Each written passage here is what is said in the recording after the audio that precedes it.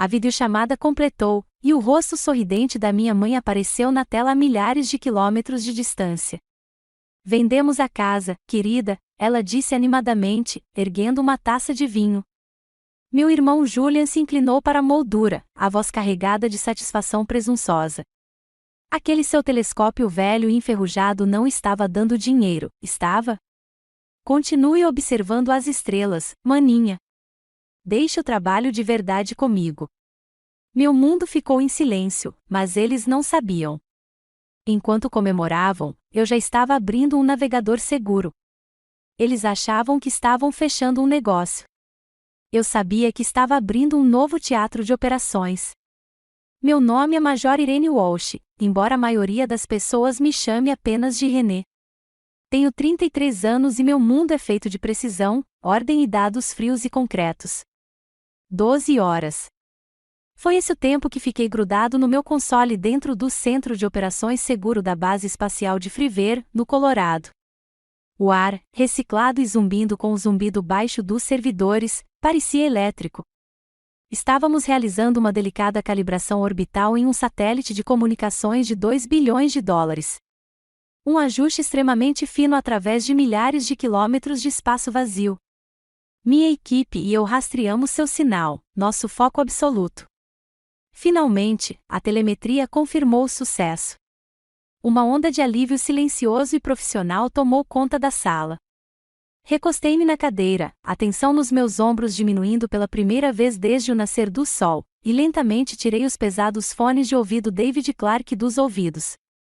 O silêncio que se seguiu foi uma recompensa por si só. Foi então que meu monitor pessoal piscou. Uma chamada de vídeo recebida, roteada por uma rede civil. O identificador de chamadas dizia, Savannah Home. Um sorriso genuíno e espontâneo surgiu em meus lábios. Imaginei minha mãe, Beatrice, talvez ligando da cozinha para perguntar se eu tinha recebido o pacote de cuidados que ela havia enviado. Cliquei em aceitar.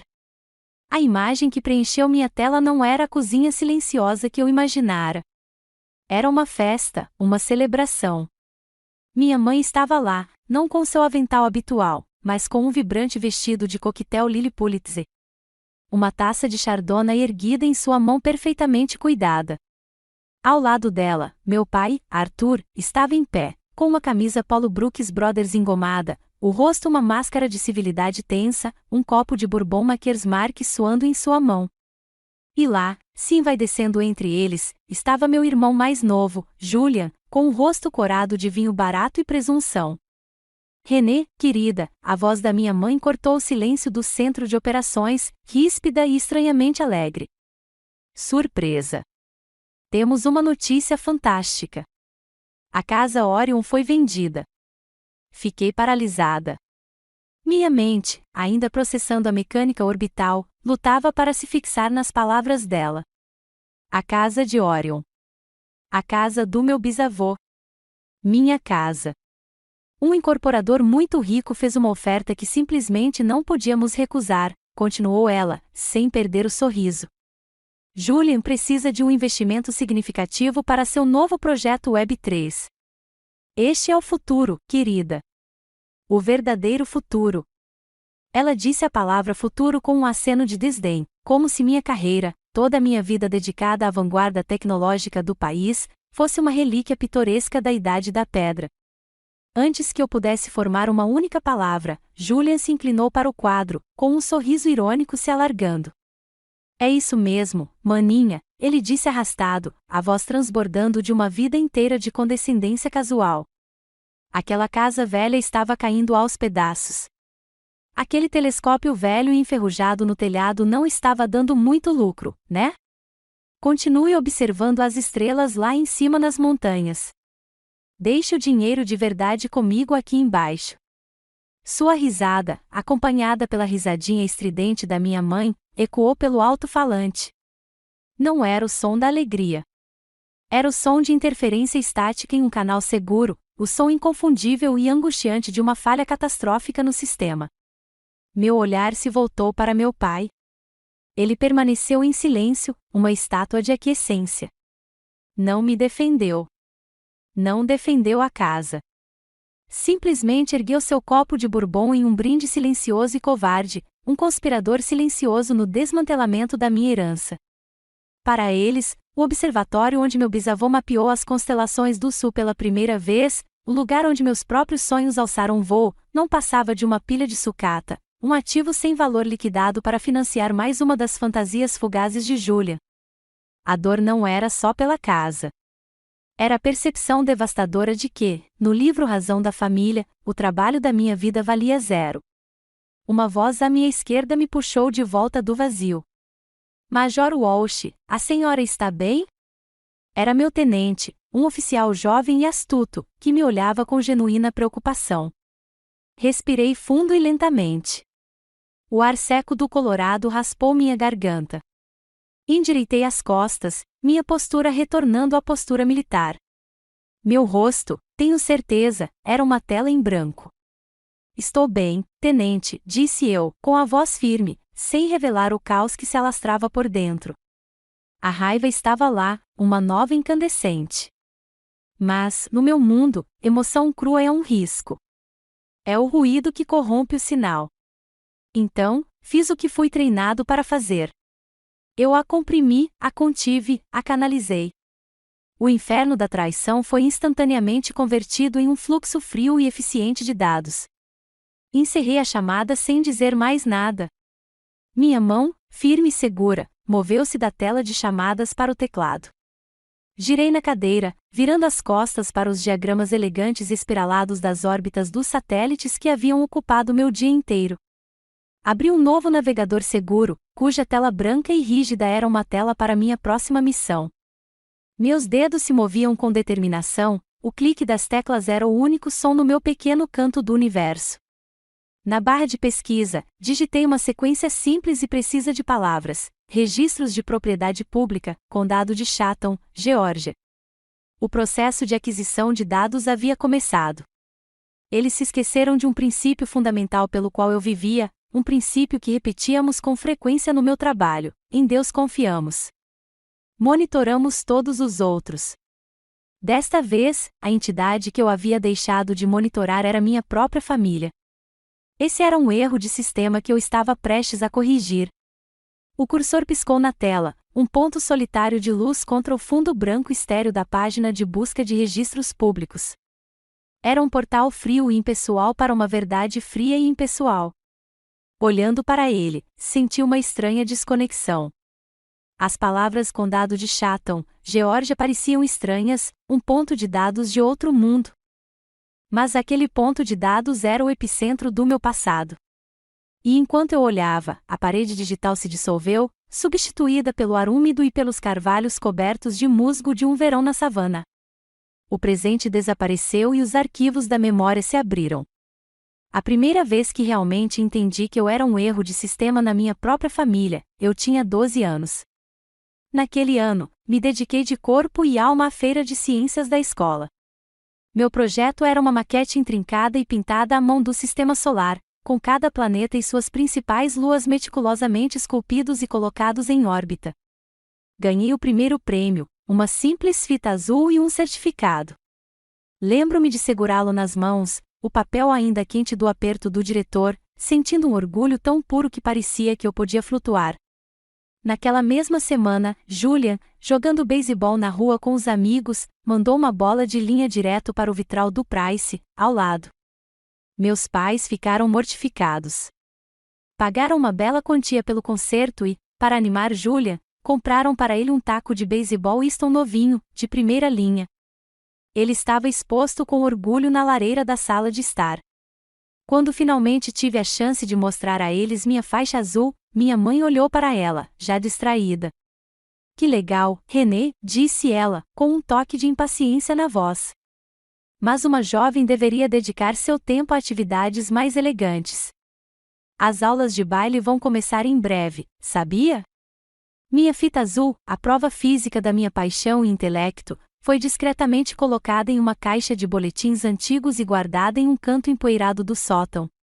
O bastão de Julia, a recompensa por seu descuido, permaneceu sobre a lareira. O padrão, uma vez estabelecido, tornou-se uma lei da física da nossa família. Anos depois, a carta de aceitação chegou. Era grossa, pesada e trazia o selo oficial da Academia da Força Aérea dos Estados Unidos, uma bolsa integral, um bilhete dourado para os meus sonhos. Foi um dos dias de maior orgulho da minha vida. Mas, quando liguei para casa, a notícia foi recebida com felicitações distraídas. A família estava no meio de mais uma crise centrada em Julia. Ele tinha acabado de ser demitido do seu terceiro emprego em 2 anos, e eles estavam ocupados liquidando alguns ativos para financiar seu mais recente empreendimento, uma cafeteria boutique. A voz do meu pai ao telefone era cansada. Que notícia maravilhosa, René, ele disse, mas não havia nenhum carinho genuíno. Ainda bem que você tem o governo para cuidar de você. Estamos um pouco apertados agora, fazendo tudo o que temos para tirar o café do Julian do papel. Ele tem muita cabeça para os negócios, sabe? Só que nunca teve a oportunidade certa. Aquele café, o Julia's Java Joint, faliu em 6 meses. Mas não importava. Aos olhos deles, minha carreira, as noites exaustivas estudando astrofísica e criptografia, a disciplina física e mental necessária para me tornar um oficial, não era uma conquista conquistada com muito esforço. Era uma conveniência, um problema que se resolvia sozinho, liberando-os para se concentrarem em sustentar os fracassos dispendiosos do meu irmão. Meu sacrifício foi simplesmente arquivado como medida de economia. Fechei os olhos, bloqueando o brilho estéril do monitor no Colorado.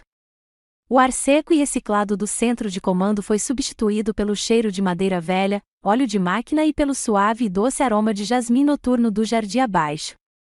Eu estava de volta ao observatório com ele, meu avô. Ele era um engenheiro aeroespacial aposentado da Gulfstream, um homem que falava a linguagem do impulso e dos vetores, mas cujos olhos transmitiam a admiração de um poeta ao contemplar o céu noturno.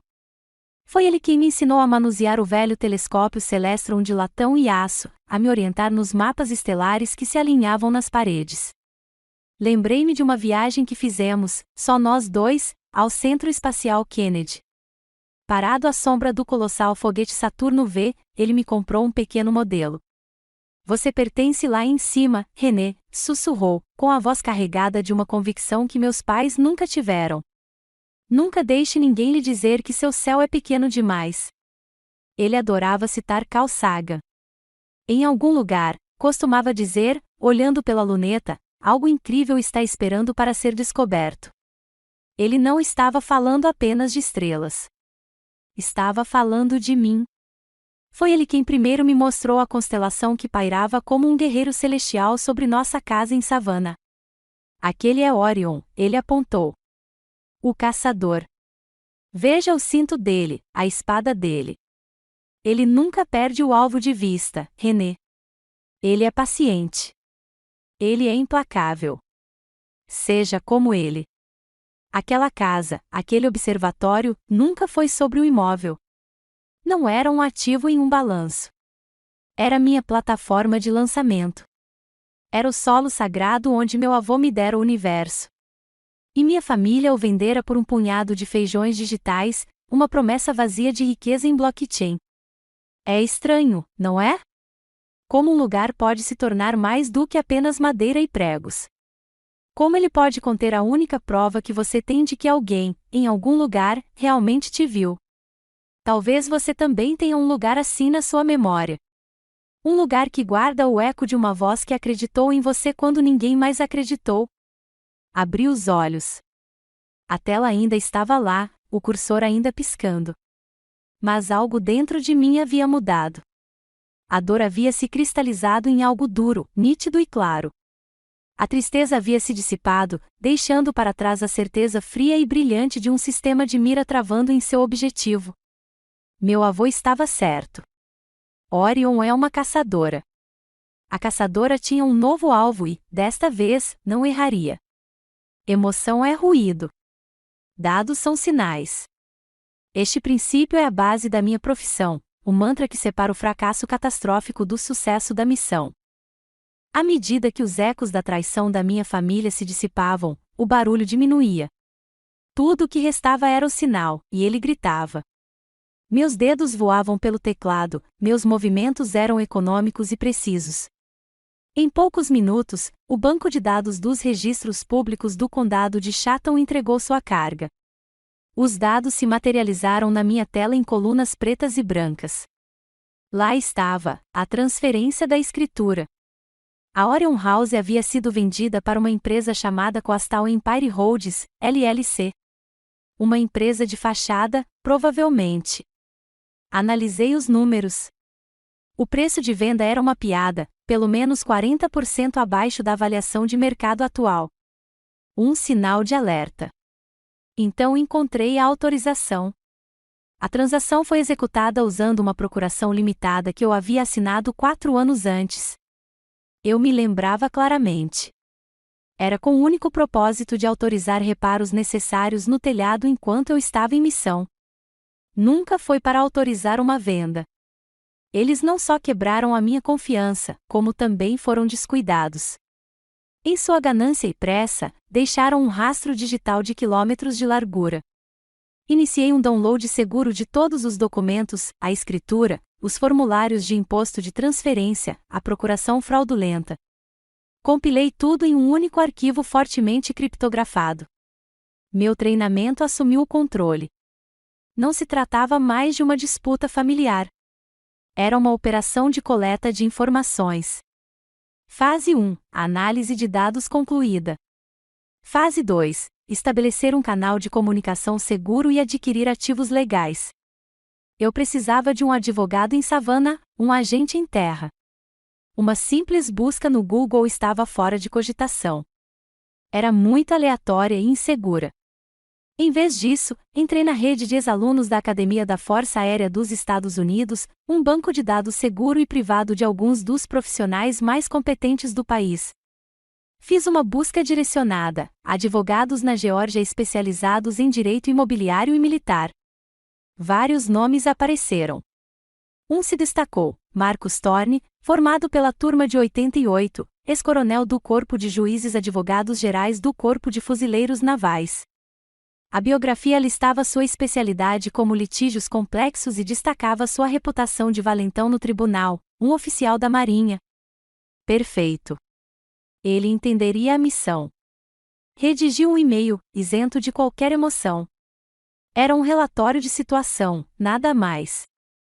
Assunto: solicitação de consulta jurídica urgente, Major Walsh, USSF, possível violação da SCRA e transação fraudulenta. O corpo do e-mail era igualmente conciso. Identifiquei-me, informei meu status de serviço ativo e descrevi brevemente a situação, mencionando o abuso da procuração e a potencial violação da Lei de Assistência Civil aos Militares, SCRA, uma lei federal que oferece proteção legal aos militares. Anexei o arquivo criptografado contendo os documentos e o enviei. A resposta chegou em menos de 1 hora. Foi tão direta quanto a minha. Assunto: consulta jurídica urgente, Major. Trata-se de uma agressão flagrante. Seu arquivo foi recebido e analisado. Estabeleça uma videochamada segura e criptografada de ponta a ponta o mais breve possível. Temos trabalho a fazer, Sr. Thorne. A sensação de validação foi imediata e poderosa. Eu não era apenas uma filha emotiva. Eu era Major Walsh, uma militar cujos direitos haviam sido violados, e alguém estava pronto para lutar. A videochamada com Marcus Thorne pareceu menos uma consulta com um cliente e mais um briefing pré-missão. Ele apareceu na minha tela, um homem de quase 60 anos, com um olhar penetrante e um queixo que parecia esculpido em granito. Não estava em um escritório de advocacia abafado, mas em um escritório forrado de livros e o que parecia ser um estandarte emoldurado da Marinha. Major, começou ele, com a voz baixa e rouca de barítono que impunha respeito. Eles pensaram que, por estar do outro lado do país, servindo numa montanha no Colorado, você estava efetivamente em Marte. Acharam que você não poderia tocá-los. Cometeram um erro de cálculo grave. Um leve sorriso surgiu em seus lábios, uma expressão seca e sem humor que reconheci de oficiais superiores. Aqui está o nosso plano de ataque. vou protocolar imediatamente um pedido de cessação e desistência, juntamente com uma notificação formal para rescindir a venda com base em autorização fraudulenta e uma clara violação da SCRA. Isso vai paralisá-los. Ele se aproximou da câmera. Mas isso é só o começo. Enquanto eles se esforçam, vou trazer um investigador particular para investigar essa Coastal Empire Holdings. Quero saber quem está por trás disso, quem financiou e qual é o seu verdadeiro objetivo. O homem que tenho em mente é um dos melhores, um ex-analista de sinais da NSA. Ele encontra coisas que as pessoas não querem que sejam encontradas. Concordo, eu disse, com a voz tão firme quanto a dele. A sensação de impotência que ameaçava me engolir havia desaparecido, substituída pelo foco claro e frio de uma estratégia compartilhada. Eu finalmente tinha um aliado, uma equipe de bombeiros. Ótimo, Marcos assentiu. Deixe-os pensar que estão lidando com uma filha perturbada. Sabemos o que isso é, uma operação direcionada, e vamos desmantelá-la aos poucos. Assim que encerramos nossa ligação, voltei-me para outro monitor. Marcos tinha seu agente. Eu tinha minhas próprias habilidades. Comecei minha própria investigação aprofundada, iniciando uma análise de inteligência de código aberto de espectro completo, OSINT, sobre a Coastal Empire Holdings, cruzando licenças comerciais, presença em mídias sociais, domínios de rede, tudo e qualquer coisa disponível publicamente. A dor e o choque das últimas horas haviam sido totalmente processados e arquivados. A missão estava agora em andamento. A Operação Orion estava oficialmente em andamento. Alvo alcançado. As 48 horas seguintes foram uma aula magistral de paciência controlada. Continuei minhas tarefas em Freeware, minha mente um processador de tela dividida. Em uma metade, monitorei a telemetria via satélite e supervisionei minha equipe. Na outra, realizei buscas silenciosas na Deep Web sobre a Coastal Empire Holdings, elaborando um pacote preliminar de informações. Mas, principalmente, esperei que Marcos Thorne agisse. A confirmação veio por meio de uma mensagem segura: o pacote foi entregue. Simples e eficiente. Imaginei a notificação judicial chegando à casa dos meus pais, ao endereço registrado da LLC e ao escritório do advogado deles. O lance inicial da nossa partida de xadrez havia sido feito. Agora esperávamos pelo contralance. Naquela noite, Marcos iniciou outra videochamada criptografada. Seu rosto parecia tão resoluto quanto antes, mas detectei um lampejo de satisfação sombria em seus olhos. René, disse ele. O uso do meu primeiro nome foi deliberado, uma mudança sutil do formal major para algo mais próximo de um camarada de armas. Foi um gesto de respeito, não de familiaridade, e soou surpreendentemente caloroso. As notificações legais foram recebidas. Eles têm 10 dias úteis para responder formalmente. Ele fez uma pausa, deixando o peso das ações se acalmar. Também tomei a liberdade de falar com o advogado dos seus pais, um cara daqui mais apto a redigir testamentos do que a litígios propriamente ditos. Uma risada seca ecoou em seu peito. Ele começou a gaguejar no momento em que mencionei a lei de assistência civil aos militares. Ficou claro que ele nunca tinha ouvido falar disso. Eles são amadores, René. Entraram em um campo minado sem mapa. Sua confiança era um escudo. Pela primeira vez desde aquele terrível telefonema, senti o aperto gélido do isolamento começar a se dissipar. Eu não era mais um satélite solitário à deriva em um vazio frio e hostil. Eu tinha uma estação terrestre. Eu tinha um parceiro. Ótimo, respondi, minha voz refletindo sua calma. Então, monitoramos os canais deles e aguardamos o sinal deles. O sinal chegou mais cedo do que eu esperava, mas não do canal que eu estava monitorando. Não foi uma resposta jurídica calculada. Foi uma explosão emocional e crua de estática disparada diretamente para mim. Um e-mail do meu pai, Arthur. O assunto era simplesmente meu nome, Irene. Abri, com o estômago embrulhado. As palavras na tela eram uma torrente de acusações de pânico e orgulho ferido. O que, em nome de Deus, você pensa que está fazendo? Está processando a própria família por causa de uma pilha de tijolos e argamassa velhos? Julia já fez promessas aos investidores, Irene. Ele tem compromissos.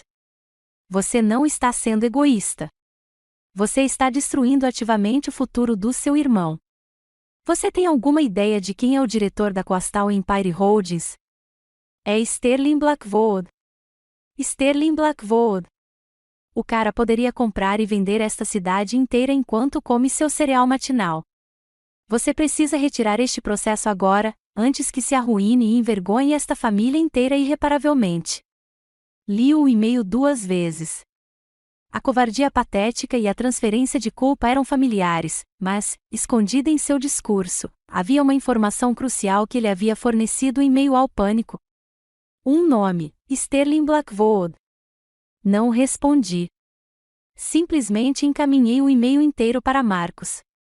Meu próprio assunto eram 3 palavras, alvo principal identificado. Minha linha segura tocou menos de 5 minutos depois. Era Marcos. Sterling Blackwood, disse ele, em voz baixa e pensativa. Ele não estava perguntando, estava processando. Eu quase conseguia ouvir as engrenagens girando em sua mente jurídica. Agora faz sentido. Blackwood é um recluso, um fantasma. Ele movimenta capital como um fantasma. Incrivelmente poderoso, mas quase nunca visto em público.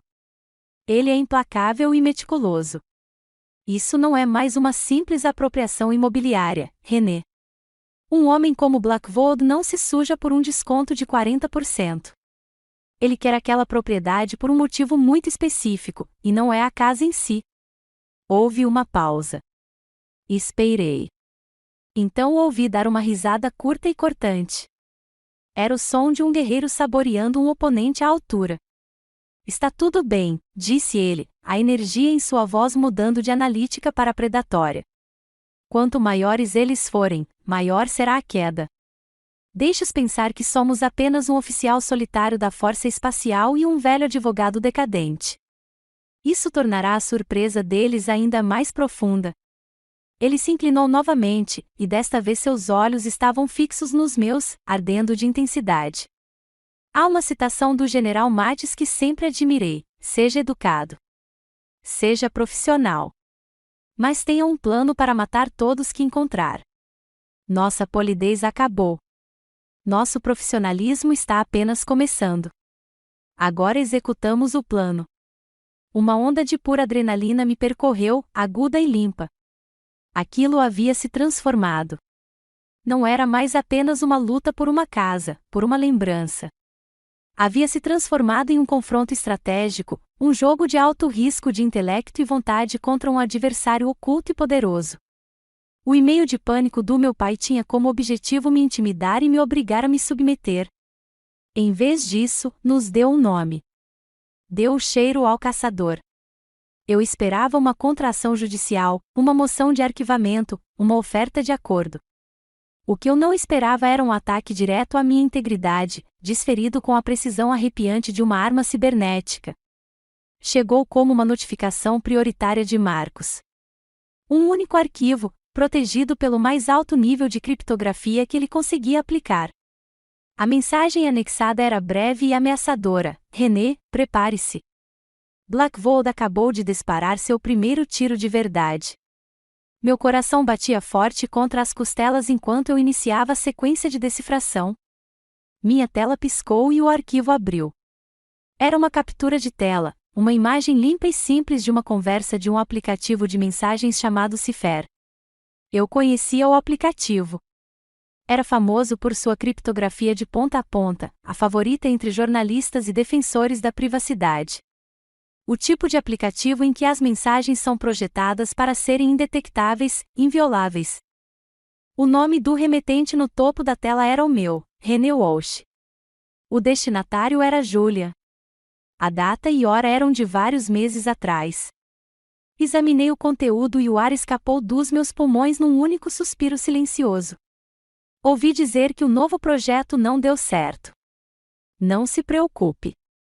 Se você realmente precisa do capital, diga à mamãe e ao papai para encontrarem um comprador para a casa Orion. seu sonho é mais importante do que um lugar onde eu nunca vou. A mensagem final foi seguida por um único emoji de coração condenável. Era uma mentira perfeita. Uma obra-prima de dados corrompidos, empacotados na interface confiável da tecnologia moderna. Cada palavra era um dardo envenenado, criado para soar exatamente como o tipo de coisa cansativa e sacrificial que sempre esperaram que eu dissesse. Peguei meu celular e liguei para Marcos, andando de um lado para o outro no meu pequeno escritório na base. A calma habitual da sala era sufocante. Isso é uma invenção, Marcos, eu disse, e pela primeira vez minha voz falhou, perdendo a compostura cuidadosamente mantida. É falso. Nunca usei o Cipher para me comunicar com minha família, nunca. Marcos soltou um suspiro longo e cansado do outro lado da linha. Eu sei disso, René, e você sabe disso, mas Blackwood tem um novo advogado, um verdadeiro tubarão de Atlanta, e ele está inventando uma história. A voz de Marcos era sombria. Ele está argumentando que, como agente de inteligência de sinais, você naturalmente usaria um aplicativo seguro e criptografado para uma decisão familiar delicada que você queria manter em sigilo. E que agora você está simplesmente se arrependendo e mentindo para o tribunal. O telefone estava frio na minha mão. Ele está me fazendo passar por um agente do governo falso, trabalhando nas sombras contra a minha própria família. Pior ainda, corrigiu Marcos. Ele está te fazendo passar por uma mentirosa que se esconde atrás de sua credencial de segurança. Um arrepio, mais frio que o inverno do Colorado lá fora, percorreu minha espinha. Não era obra desajeitada dos meus pais nem maquinação desesperada do meu irmão. O tipo de crueldade deles era barulhento, emocional e descuidado. Aquilo era diferente. Era frio, calculado e profissional. Esta foi uma operação psicológica planejada por um especialista. Eles estavam usando a própria estrutura do meu mundo, sigilo, tecnologia e integridade de dados, como uma arma contra mim. A ironia era tão profunda que chegava a ser nauseante. Passei a vida zelando pela inviolabilidade dos dados mais sensíveis do país, apenas para ser posto de joelhos por uma única captura de tela fraudulenta.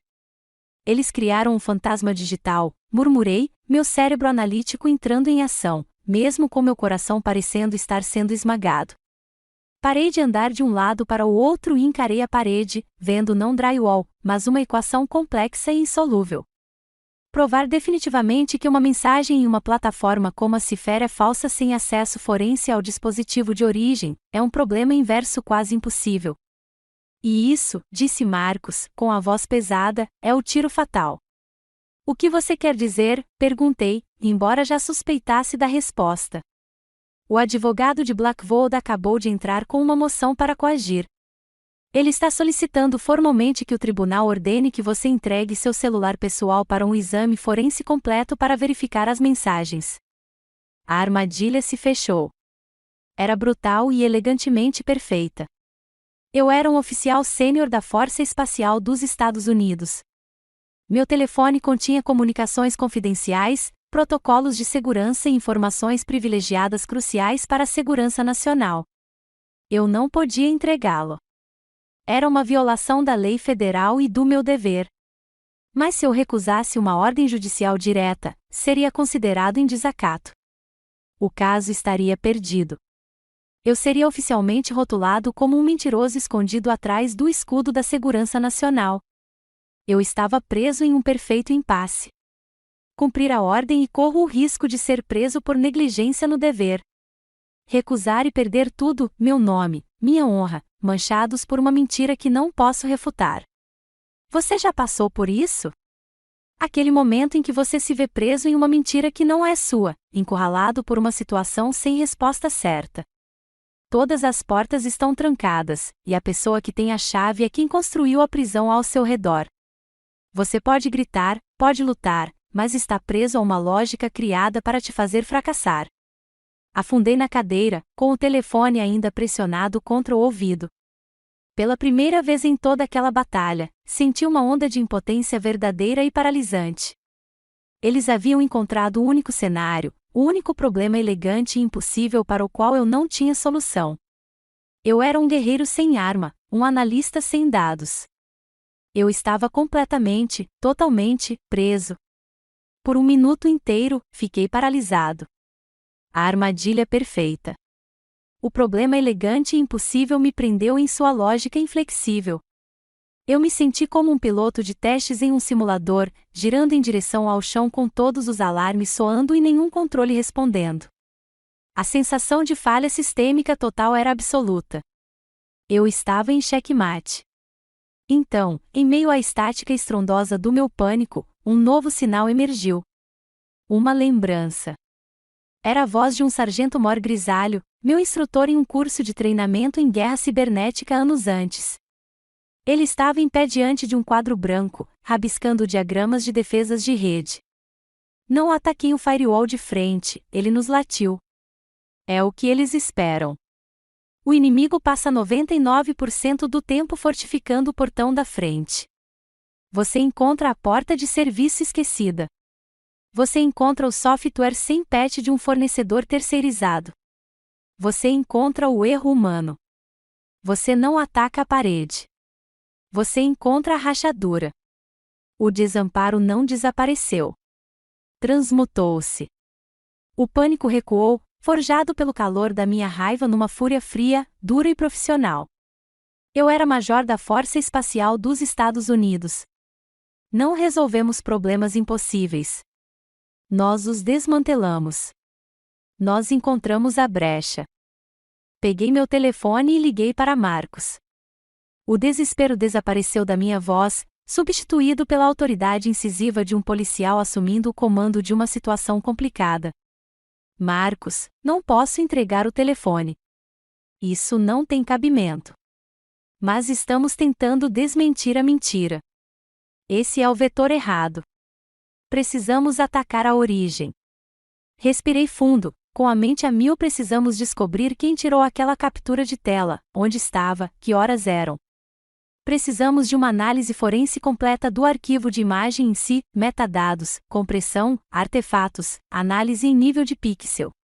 Precisamos de um especialista. Você está com sorte, respondeu Marcos, com a voz firme e reconfortante. Já tenho um contratado. Dexter Vance, o detetive particular de quem te falei. Ele não é só um detetive de detetives, René. Ele é um feiticeiro digital. Dexter Vance era um enigma. Nunca vi seu rosto nem ouvi sua voz. Toda a comunicação era feita por meio de um cliente de bate-papo criptografado de nível militar. As mensagens dele apareceram na minha tela como mensagens do fantasma na máquina. Enviei a ele o arquivo de captura de tela. Sua única resposta foi: reconhecido. Iniciando a autópsia digital. Aguarde. Por horas, houve silêncio. Então, um relatório se materializou em nosso canal seguro. A imagem do sujeito teve os dados EXIF primários apagados, começou Dex. Data e hora, coordenadas de GPS, modelo do dispositivo, tudo apagado. O criminoso sabia o suficiente para cobrir o básico. Meu coração apertou. Mas a próxima mensagem apareceu. Eles eram amadores, desleixados. Deixaram passar coisas, o elemento humano. Um novo arquivo de imagem apareceu. Era captura de tela, mas com uma pequena parte ampliada em 1000%. Era o ícone da bateria no canto superior direito da tela do celular. Está vendo aquela pequena distorção? Continuou a mensagem de Dex. É um clarão, um reflexo. É uma janela. Com base no ângulo da luz e no traçado conhecido das ruas de Savannah, posso estimar a hora do dia em que a foto foi tirada. Fim de tarde. E não é só isso. Outra ampliação, desta vez focando no tênue reflexo dentro do reflexo. Estou vendo uma forma, parte de uma pintura na parede. Meu sangue gelou. Eu conhecia aquela forma, um lampejo de memória tão vívido que eu conseguia sentir o cheiro de limão na mobília. Era o canto de uma grande e vistosa pintura a óleo de um veleiro que ficava pendurada no escritório do meu pai desde que eu me lembrava. Eles tinham feito aquilo ali mesmo, na minha casa. A audácia era de tirar o fôlego, mas Dex não tinha terminado. Suas mensagens continuavam chegando, uma sequência rápida de descobertas. Há outro artefato, no canto inferior direito da captura de tela. Vê esta mancha? Não é uma impressão digital. É a borda de um logotipo na capa do celular onde o dispositivo estava quando a foto foi tirada. Outra imagem ampliada apareceu. Um logotipo estilizado, quase imperceptível, de um falcão. Essa é a marca da Aven Armor, uma empresa boutique que fabrica capas de celular de edição limitada. O modelo Raptor, para ser mais exato.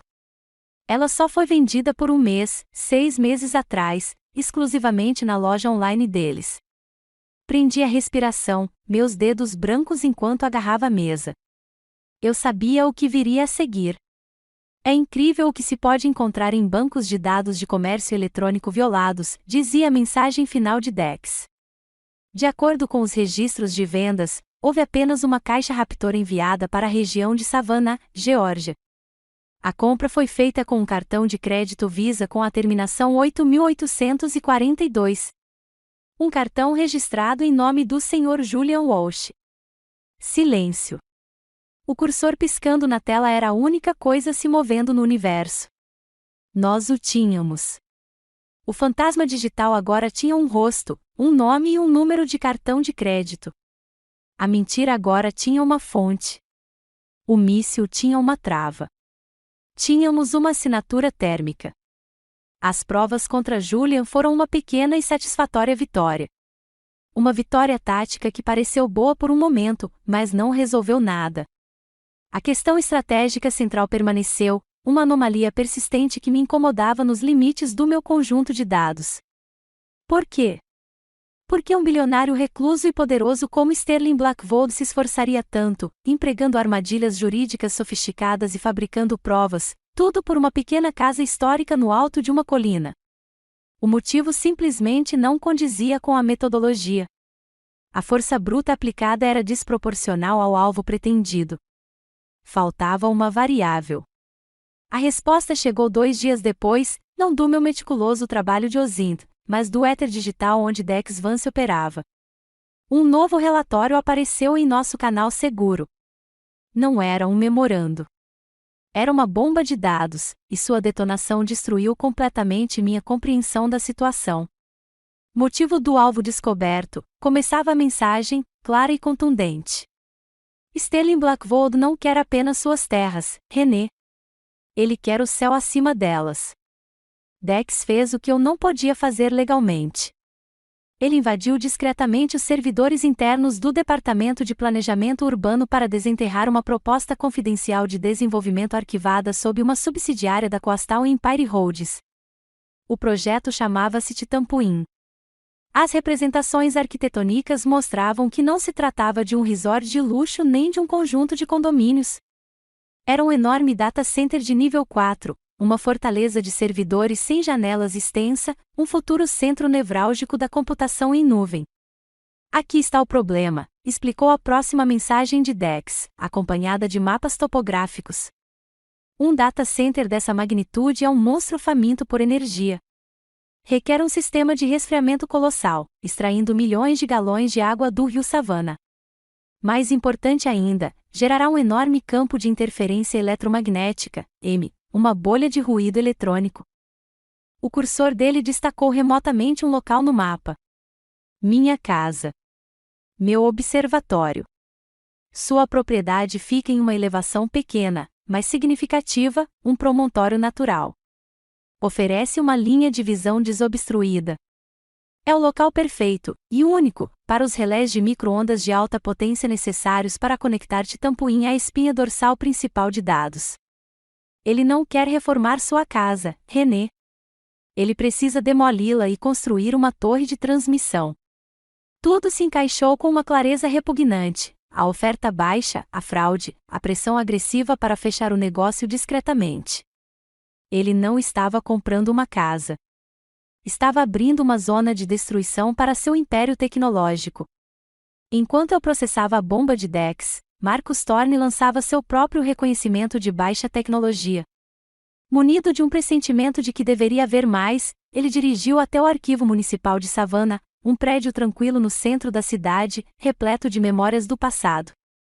Passou 2 dias inteiros examinando livros razão e registros de propriedades quebradiços e amarelados. No 3º dia, ele ligou.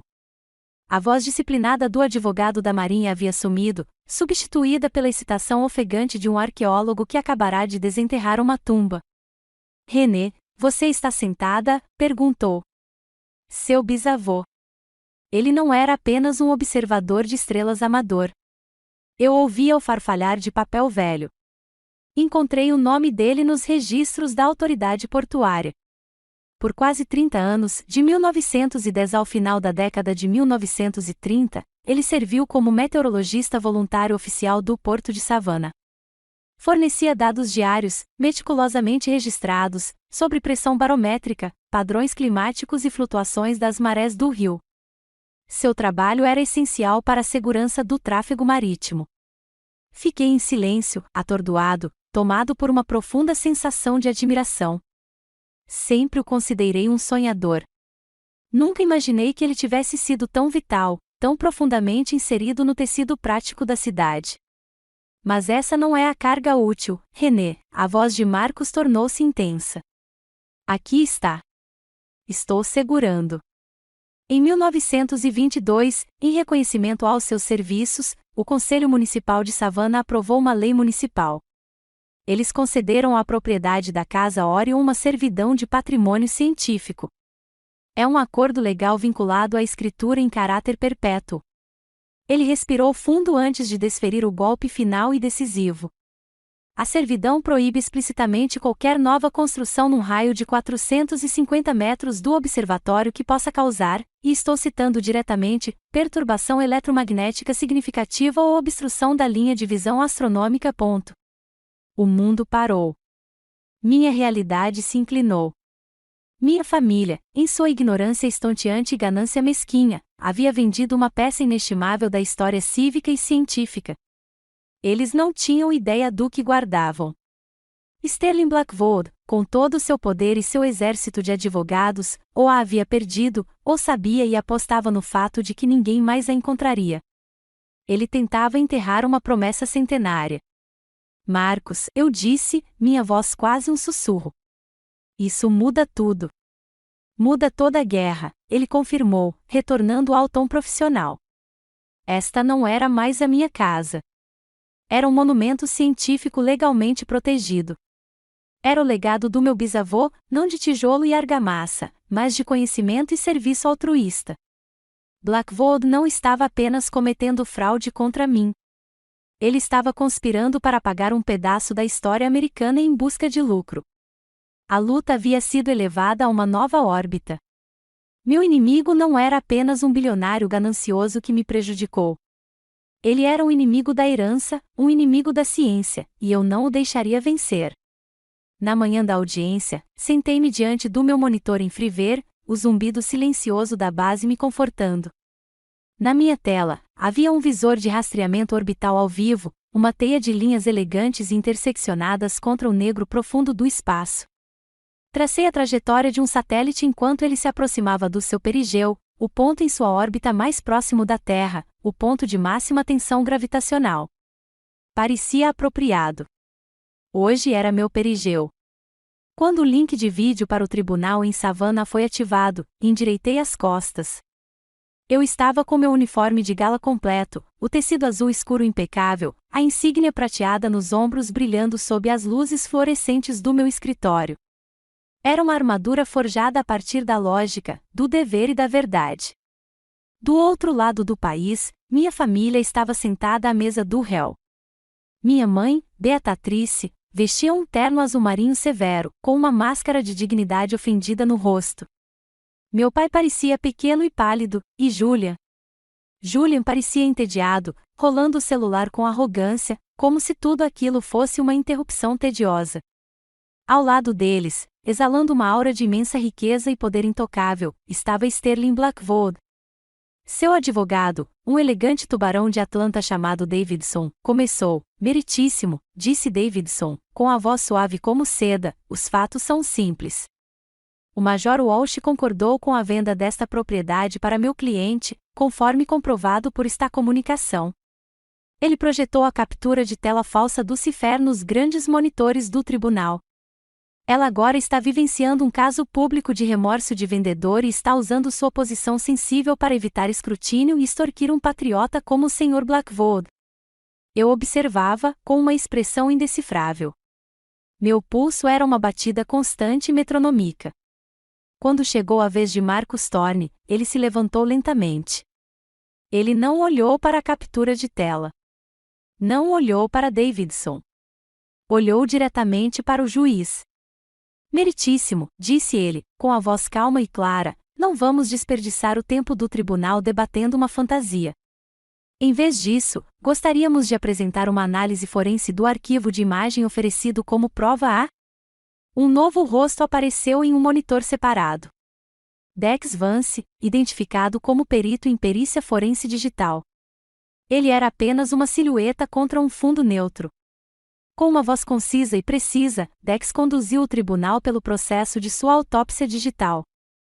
Ele mostrou o brilho ampliado no ícone da bateria, o reflexo da janela, o ângulo da luz. Em seguida, exibiu a imagem tênue e refletida da pintura do veleiro. Esta imagem não foi tirada em um local não revelado, afirmou Dex. Ela foi criada no escritório do Sr. Arthur Walsh. Em seguida, ele exibiu o segundo artefato, o logotipo fantasma da capa do celular Aven Armor. Apresentou os registros de vendas e a transação com cartão de crédito. O dispositivo usado para criar essa prova fraudulenta estava em uma capa comprada e registrada em nome do Sr. Julian Walsh, concluiu Dex em seu depoimento. A prova é uma invenção. Uma onda de murmúrios preencheu o tribunal. Observei o rosto de Julian perder toda a cor, seu sorriso arrogante se dissolvendo em uma máscara de puro pânico. Ele sussurrou freneticamente para minha mãe, que olhava para a frente, finalmente recuperando a compostura. Antes que Davidson pudesse protestar, Marcus continuou, com a voz endurecida como aço. E agora, meritíssimo, a verdadeira razão por trás desse engano elaborado. Uma por uma, ele apresentou as evidências, os planos para o centro de dados de Tampuim, os relatórios de impacto ambiental detalhando o uso massivo de água e a inevitável interferência eletromagnética. E então, com um movimento silencioso e deliberado, Marcus retirou um documento certificado e preservado de sua pasta e o colocou delicadamente sobre a mesa do juiz. Esta, meritíssimo, é uma cópia da certidão de patrimônio científico concedida à propriedade da Orion House pela Prefeitura de Savannah em 1922. Ele deixou as palavras pairarem no ar. Este caso nunca foi sobre uma disputa familiar. Sempre foi uma conspiração calculada e fraudulenta do Sr. Sterling Blackwood para destruir ilegalmente um marco histórico e científico legalmente protegido para seu próprio ganho comercial. Isso é um ultraje. Blackwood se levantou de um salto, o rosto em um tom estrondoso de vermelho, a máscara de civilidade desaparecida. Isso é ridículo, de última hora. Sr. Blackwood, sente-se. A voz da juíza, Esther Vance, cortou a sala como um bisturi. Era uma mulher de aparência severa, na casa dos 60 anos, com óculos grossos e um ar de inteligência tranquila e formidável. Segurava o antigo documento nas mãos, lendo-o com a atenção de um especialista. Blackwood, atordoado com a ordem, sentou-se lentamente. A juíza Vance ergueu os olhos, percorrendo a mesa do réu antes de pousar diretamente em Blackwood. Sr. Blackwood, disse ela, com a voz desprovida de qualquer emoção, mas com absoluta autoridade, antes da minha nomeação para o tribunal, fui engenheira de dinâmica orbital na NASA por 15 anos. Toda a minha carreira foi construída com base na integridade dos dados. Tenho um profundo e profissional desprezo por dados corrompidos. Seu olhar penetrante então se voltou para minha família. E você, disse ela, com a decepção palpável mesmo através da transmissão do vídeo. Você vendeu um pedaço da sua própria história, um legado cujo valor você nem se deu ao trabalho de compreender. Finalmente, seus olhos encontraram os meus na tela. Um lampejo de compreensão, de solidariedade profissional, passou entre nós. Major Walsh, disse ela, e sua voz suavizou-se quase imperceptivelmente. O senhor usou lógica, evidências e verdade para defender sua herança. O tribunal fará o mesmo.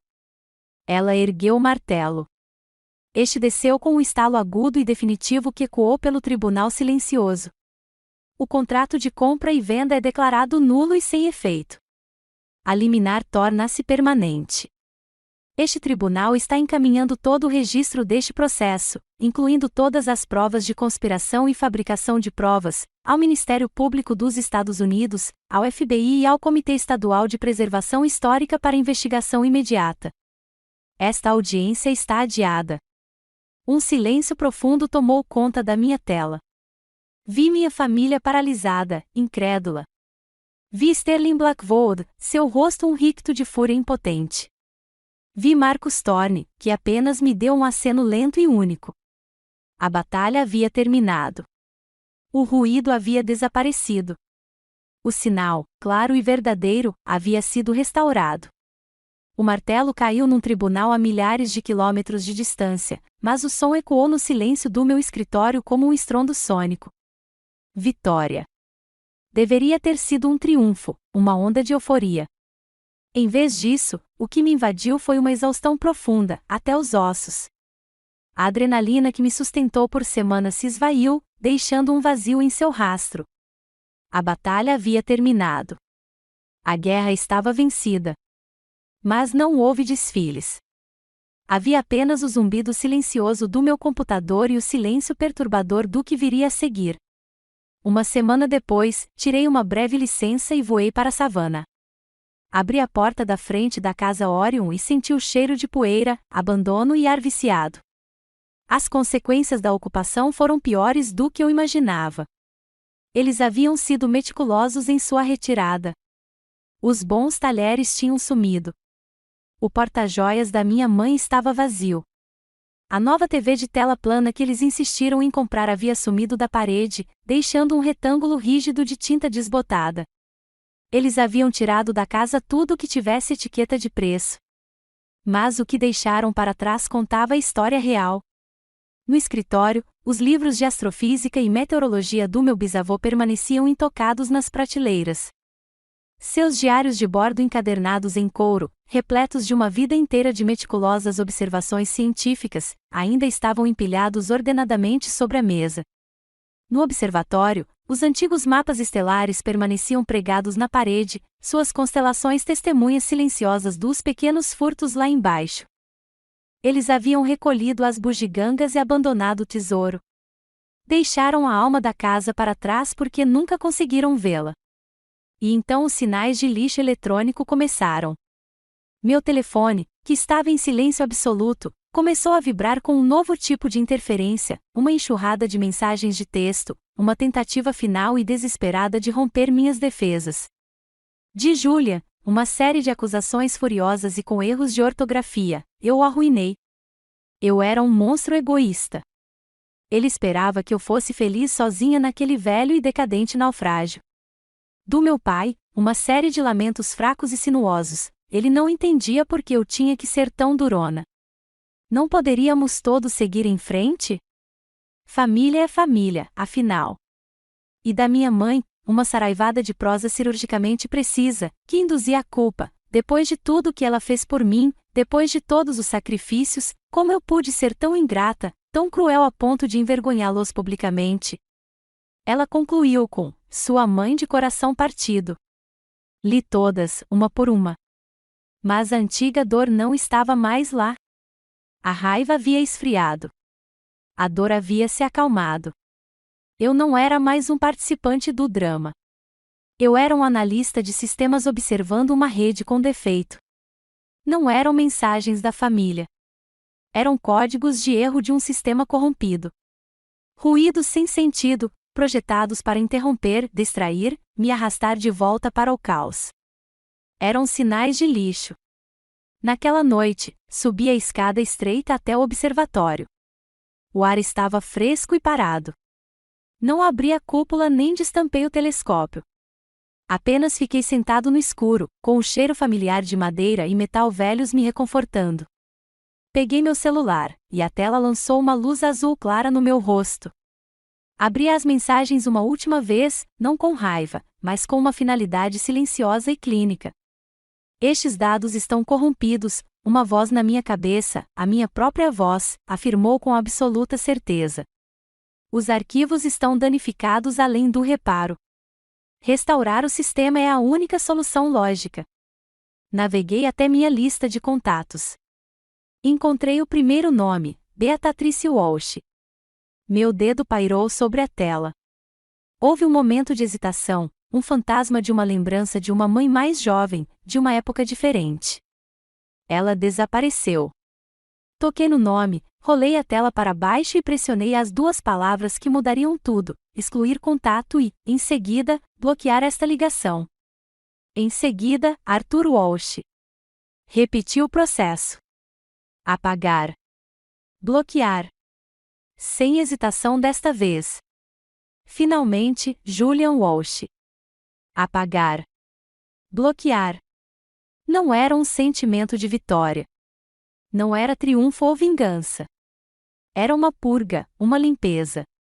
Foi o alívio silencioso e profundo de executar um poderoso programa antivírus e vê-lo, um por um, identificar e eliminar os arquivos maliciosos que vinham deixando seu sistema lento, corrompendo suas operações e drenando seus recursos há anos. O silêncio que se seguiu foi imenso. Era um vácuo, vazio e pacífico ao mesmo tempo. O zumbido constante baixo da estática, um ruído do qual eu nem tinha plena consciência até que ele desapareceu, havia desaparecido. Tudo o que restava era um canal limpo, claro e aberto. É uma coisa estranha, não é? Aquele momento em que você tem que fazer uma escolha, o momento em que você tem que apagar uma parte da sua vida, não por raiva, mas por um profundo e necessário instinto de autopreservação.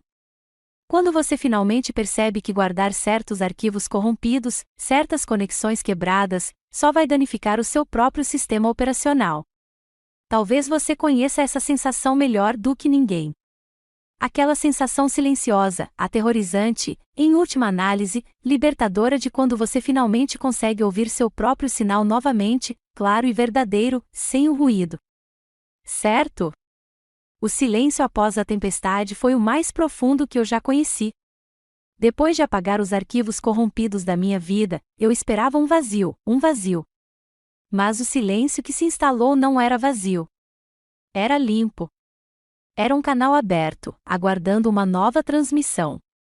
Pela primeira vez, pude pensar no futuro não como uma estratégia defensiva, mas como um desafio de design. Minha órbita pessoal havia sido estabilizada. Agora era hora de uma nova trajetória. Não me aposentei da força espacial. Meu trabalho em Freever, o diálogo silencioso com os satélites cruzando os céus, continuava sendo a base da minha vida. Mas agora eu tinha uma missão dupla. A luta pela casa de Orion me ensinou que um legado não é algo que se herda. É algo que se constrói e, mais importante, algo que se compartilha. Então, comecei um novo projeto, usando parte das minhas próprias economias e conseguindo subsídios de fundações científicas como a Sociedade Planetária. Comecei o lento e cuidadoso processo de restauração. A casa não seria minha residência. Seria um farol. Ao longo do ano seguinte, artesãos consertaram a varanda decadente, restauraram o antigo piso de pinho e poliram o latão do grande telescópio até que brilhasse como ouro. A casa foi trazida de volta à vida, não como uma residência particular, mas como o recém-batizado Observatório Comunitário Orion Walsh. Sua missão: servir como um centro educacional gratuito em STEM para as crianças de Savannah, com foco especial em incentivar meninas a perseguir suas paixões em ciência e tecnologia. O dia da grande inauguração foi uma tarde perfeita e clara em Savannah. O aroma de tinta fresca se misturava à doce fragrância de jasmim dos jardins. O observatório, antes um sótão empoeirado e esquecido, estava repleto de um som que eu nunca ouvirá dentro de suas paredes: o riso alegre e borbulhante das crianças. Seus olhos estavam arregalados de admiração enquanto observavam as exibições de nebulosas e galáxias que eu havia fixado nas paredes. Duas figuras familiares estavam perto do fundo.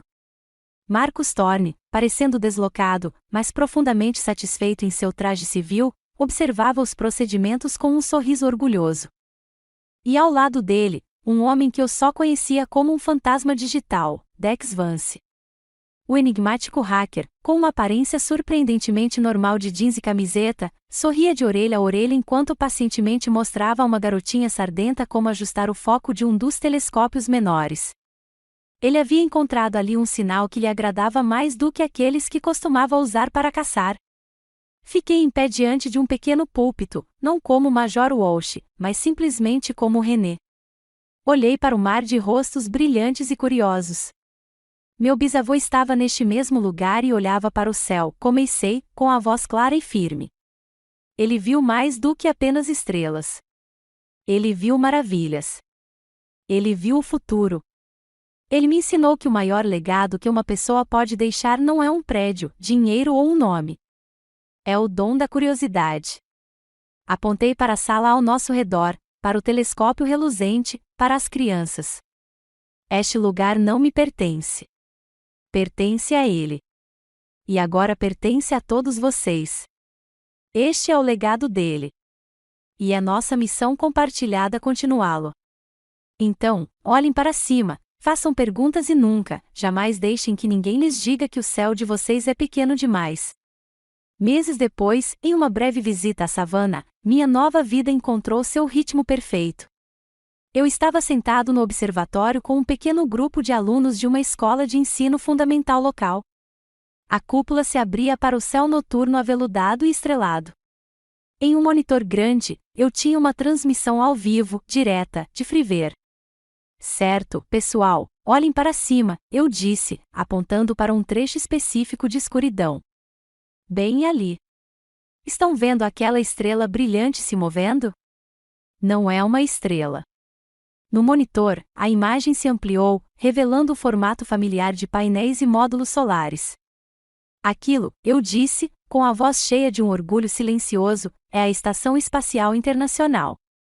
Ela está se movendo a mais de 27.000 km por hora, e há astronautas morando e trabalhando lá agora mesmo, enquanto falamos.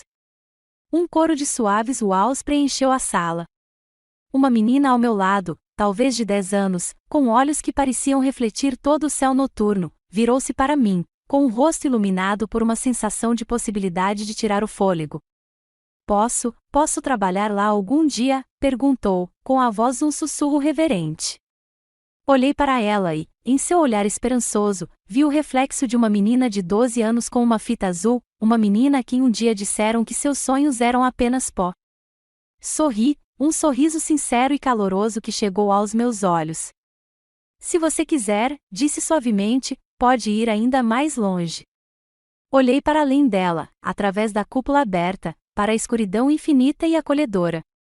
As batalhas judiciais, as traições, a raiva, tudo parecia sinais distantes e apagados de outra vida.